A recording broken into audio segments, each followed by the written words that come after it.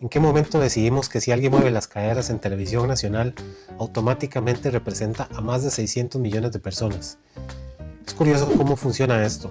Basta con que aparezca un latino en un escenario gigante, rodeado de ritmo, luces y maracas invisibles, para que colectivamente sintamos que ya estamos incluidos, que ya estamos representados. Aunque esta representación sea tan superficial que apenas rasca la superficie de lo que realmente somos. Y ojo, no es nada en contra del artista, el género musical o quien disfrute de este tipo de contenido. Eso da completamente igual. La verdadera pregunta es cómo decidimos interpretarlo como símbolo de todos. En 1967 el filósofo Guy Debord escribió un libro llamado La sociedad del espectáculo, donde planteaba algo inquietante, que las sociedades modernas dejan de vivir la realidad directamente y comienzan a experimentarla a través de representaciones diseñadas para ser observadas. Debord decía que el espectáculo no es solo entretenimiento, es una forma en la que el sistema convierte todo, incluso conflictos sociales, injusticias y culturas enteras, en algo que puede ser consumido, celebrado y olvidado rápidamente. Y si lo piensas bien, hoy eso suena peligrosamente familiar. Porque parece que para el mundo ser latino no es una identidad compleja, diversa o contradictoria. Es un paquete cultural prearmado, música caliente, energía desbordante, fiesta eterna y cuerpos que se mueven como si tuviéramos un interruptor biológico que dice modo baile activado. Y lo más extraño no es que esa versión exista, lo extraño es lo rápido que aceptamos que esa es la versión oficial de nosotros. Nos vendieron la idea de que si un latino sale en el escenario más grande del planeta moviendo las caderas, ya ganamos, ya estamos representados, ya somos visibles, ya estamos incluidos. Pero ¿representados en qué exactamente? Porque cada vez que el mundo decide mostrarnos, parece que abre el mismo cajón cultural donde solo existen el ritmo, la sensualidad y el sabor. Como si Latinoamérica fuera menos una región llena de historias complejas y más un género musical con pierna. Vivimos en una época donde todo parece convertirse en tendencia antes de convertirse en una conversación real. Y honestamente nunca me ha costado mucho consumir cosas que son demasiado masivas o demasiado trendy.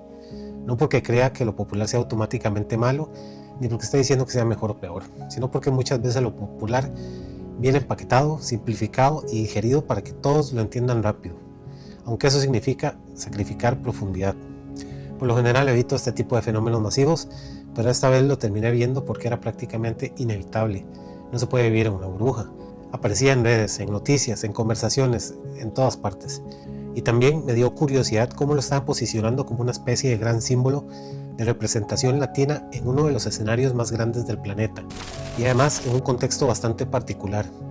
En medio de discusiones reales sobre migración, deportaciones masivas y tensiones sociales que afectan directamente a millones de latinos, y ahí fue cuando algo me hizo ruido, porque no tengo absolutamente nada en contra de Bad Bunny. De hecho, su éxito es innegable y su impacto cultural también, pero lo que me genera conflicto no es la persona, es el símbolo que se construye alrededor. Esa necesidad constante de elegir un héroe representativo que simplifique lo que significa ser latino, porque cuando las grandes industrias deciden representar a Latinoamérica, muchas veces lo hacen bajo un mismo molde: ritmo, sensualidad, fiesta, mover caderas, energía, sabor, y aunque eso sí es parte de nuestra cultura, no es toda nuestra cultura, ni siquiera cerca. Es como si Latinoamérica fuera representada como un personaje secundario que existe para ponerle música y color a una historia que alguien más protagoniza. Y lo curioso es que esa representación no siempre es una imposición directa.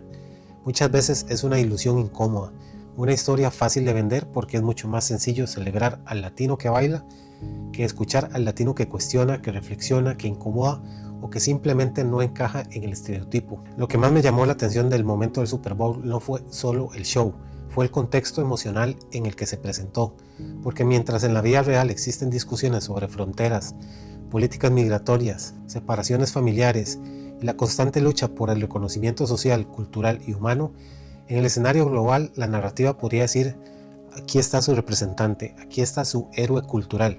Y eso me parece fascinante, pero también inquietante, porque un héroe cultural real no solo entretiene, también amplifica realidades, cuestiona narrativas, incomoda sistemas.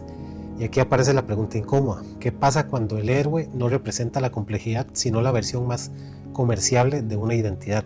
No estoy diciendo que un artista tenga la obligación de convertirse en activista político, eso sería injusto, pero sí me parece interesante analizar cómo las grandes plataformas seleccionan qué tipo de representación latina mostrar al mundo, porque no eligieron al latino que habla de migración con crudeza, no eligieron al latino que expone desigualdad estructural, No eligieron al latino que rompe el molde cultural, eligieron al latino que confirma el molde, pero en una versión más espectacular.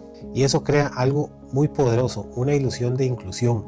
Se siente como representación, se ve como representación, se celebra como representación, pero muchas veces funciona más como una decoración cultural que como visibilidad real. Es como cuando en una película aparece un personaje latino solo para demostrar diversidad, pero su historia nunca se explora realmente. Está ahí, pero no existe del todo. Y lo más interesante es que este fenómeno no solo pasa con la cultura latina, pasa con casi cualquier identidad que entra al mercado global. Se toma lo más vendible, lo más digerible, lo más entretenido y se convierte en un símbolo de todo un grupo humano. Lo complejo es que poco a poco empezamos a creernos esa versión simplificada de nosotros mismos. Empezamos a pensar que si no bailamos, si no somos extrovertidos, si no somos sabor, entonces tal vez no somos lo suficientemente latinos. Cuando en realidad Latinoamérica está llena de científicos, filósofos, programadores, artistas experimentales, introvertidos, gente silenciosa, gente caótica, gente contradictoria, gente real. Tal vez el verdadero problema no es que existan estos héroes culturales, sino que el sistema solo permite que existan estos tipos de héroes, porque los héroes que incomodan no venden tan fácil, los héroes que hacen pensar no generan tantos clips virales, los héroes que representan complejidad requieren atención, tiempo y contexto. Y eso es lo opuesto a cómo funciona el entretenimiento masivo hoy. Entonces terminamos celebrando representaciones que, aunque reales en parte, también son cuidadosamente seleccionadas para que nunca desafíen demasiado el status quo. Y quizás el humor negro aquí es que mientras celebramos que nos están representando, a veces lo único que están representando es la versión más cómoda de nosotros para nosotros. Tal vez la pregunta no es si Bad Bunny representa a Latinoamérica. Tal vez la pregunta es ¿por qué seguimos esperando que una sola persona tenga que hacerlo?